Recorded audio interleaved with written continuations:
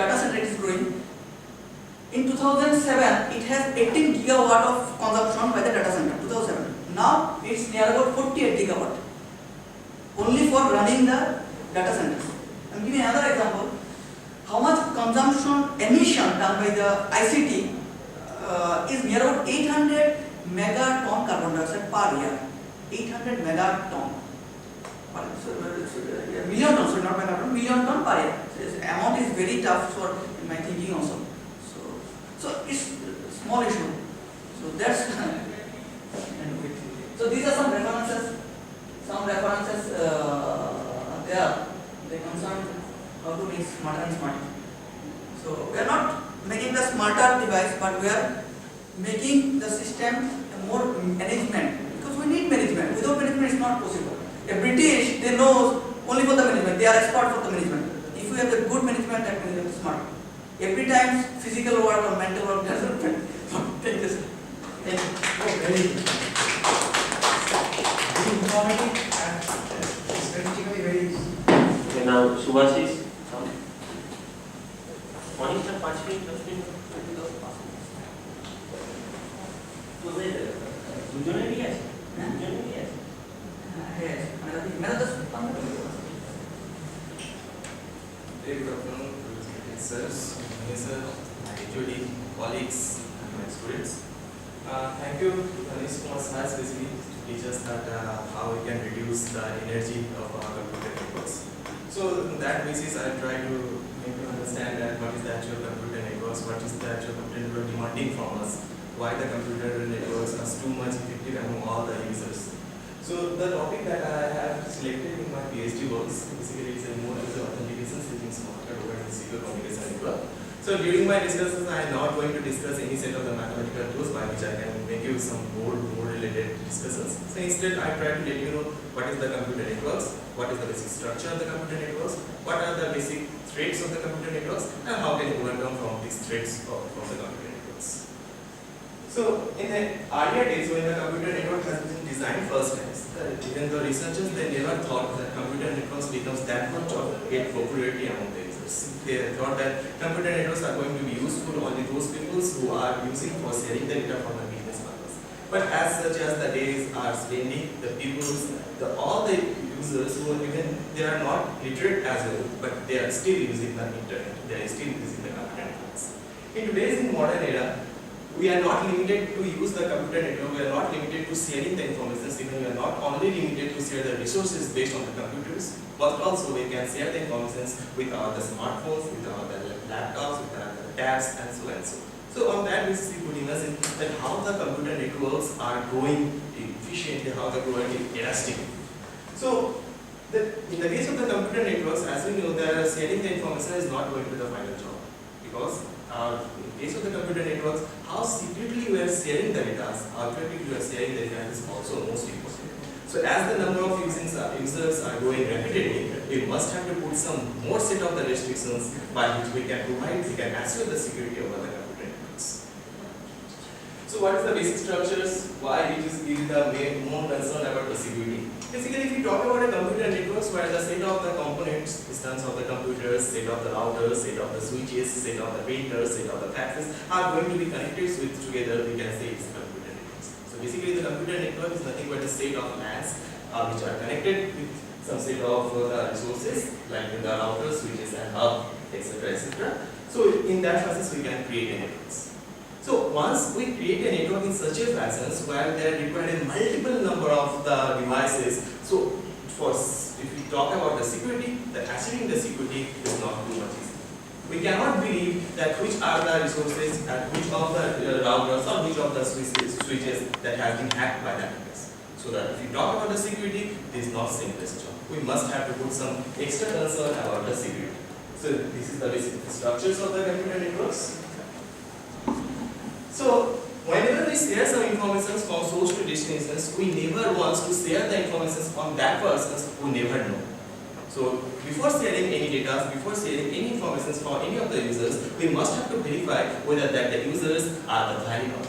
How do we do this? There have the various set of the mechanisms, various set of the methods that has been designed by the various set of the researchers from very beginning, but out of which the most dominated mechanisms that has been implemented so far. So what is the basically authentication is?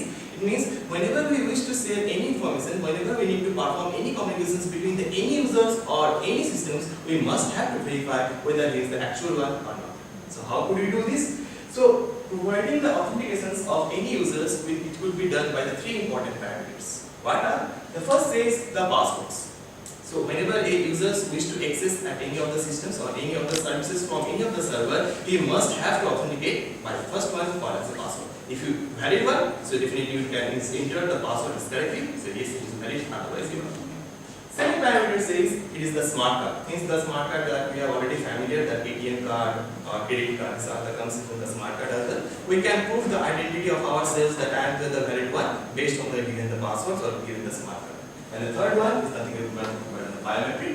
These are the major primary factors that has been implemented in today's real life, because most of the service providers are looking for the biometric, like the fingerprint scanning or retina scanning or facial scanning and so on and so on.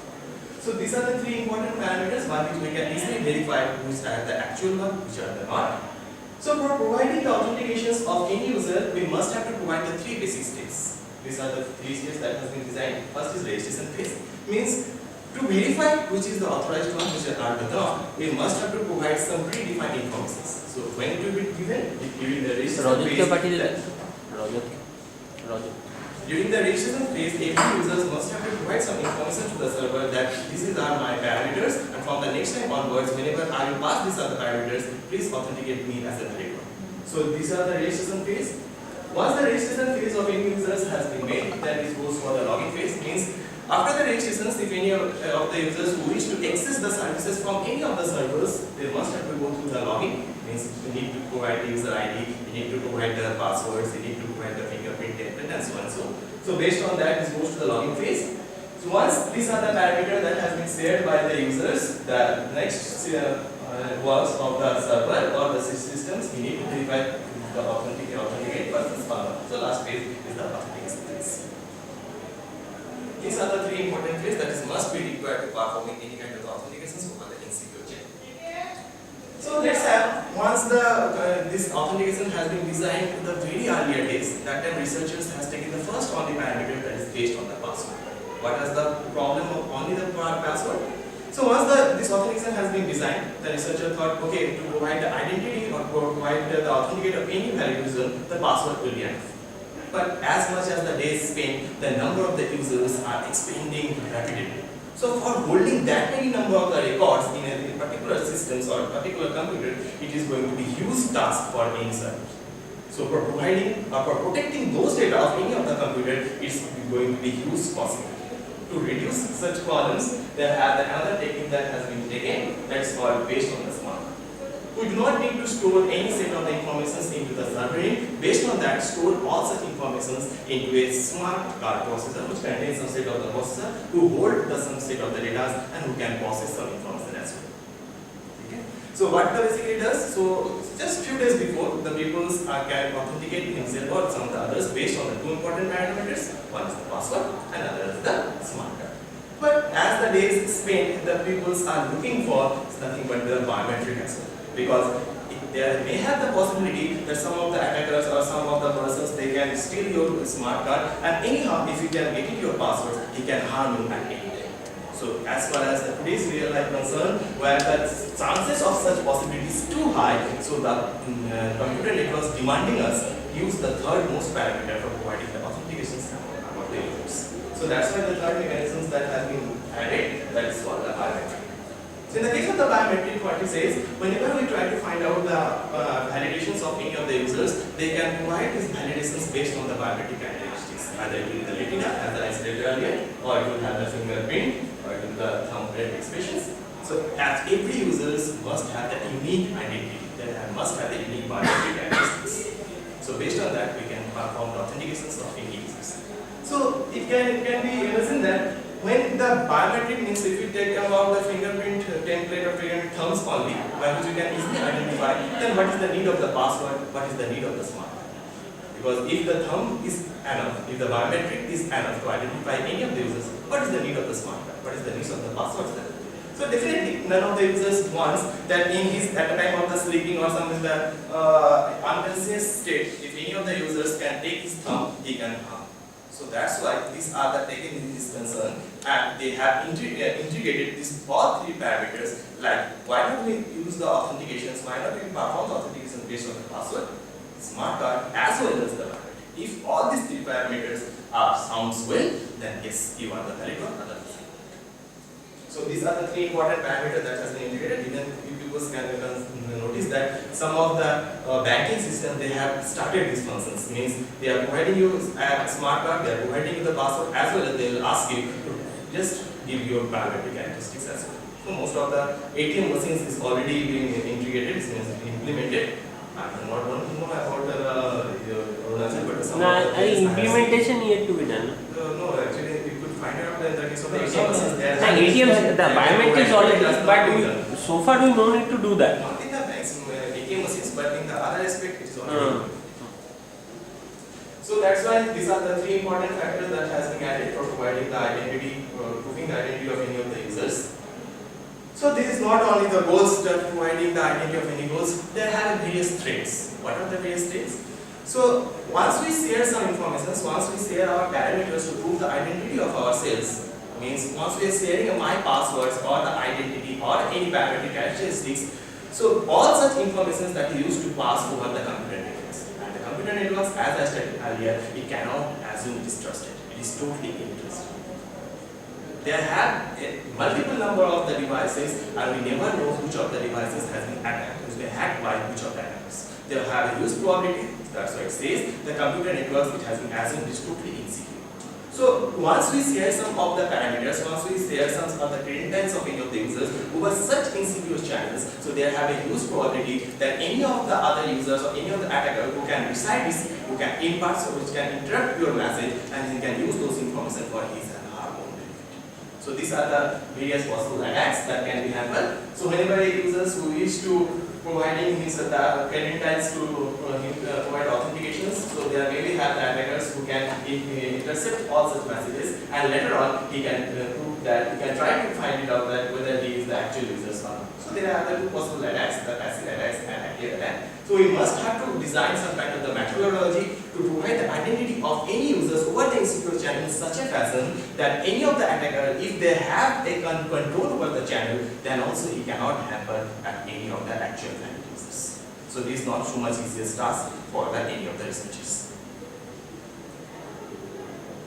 So once we take in this concern that yes, I am going to design some methodology, going to design some technique that for providing the identity of any users over the insecure channels. So what are the various key challenges that can be faced by any of the researchers?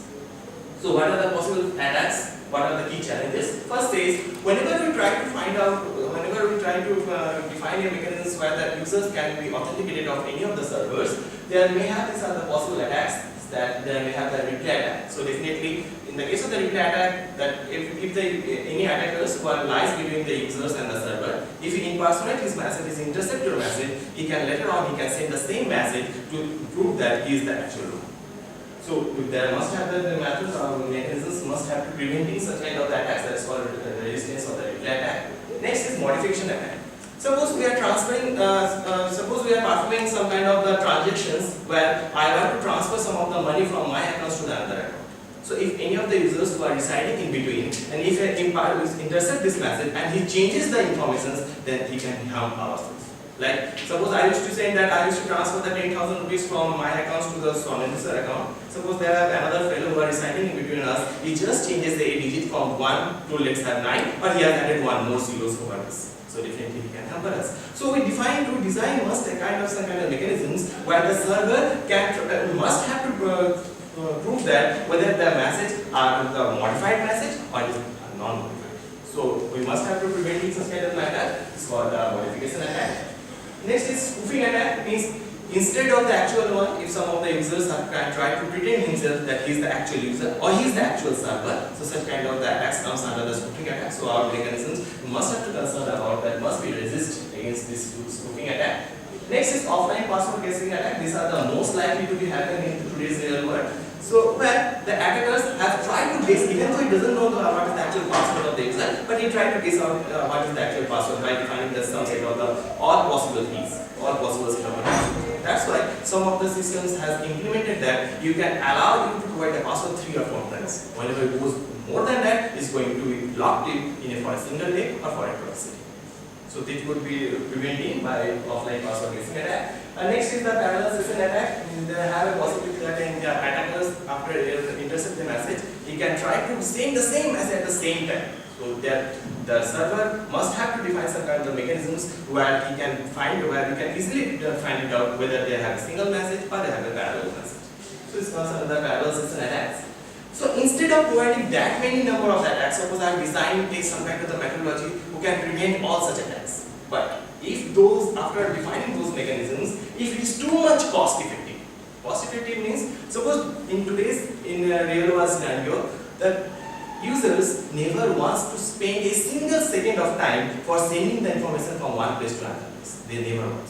They used to send the data as fastly as far as possible. So suppose if I design some kind of the mechanisms where it just takes too much time for security concerns, it is useless. So these are the most functional requirement that is needed. This is called low communications cost as well as the low computations cost. That must be this. So for providing the security, if I design the mechanisms which is the too time taking, it is useless. So this should be taken here, means that should be in between, means there must have to provide the security as well as we have to concern about the time as well. Next is mutual authentications. Another requirement that if a user, if I am the user, if I wish to access the services from any of the server, so it is not only the goal to provide myself is the I am the variable, as well as you must have to know that the persons where from I am accessing, that is the actual server or not. Because I am not wants to share any secret data with any attackers or any other third persons. So the authentications that is not need to be performed from the user end, as well as the authentication must be performed to the server end as well. Then only the any users can wish to transfer them. And fourth one is the most important, the smart card revocation functions. It means if I design some kind of the methodology where the users can prove his identity based on the smart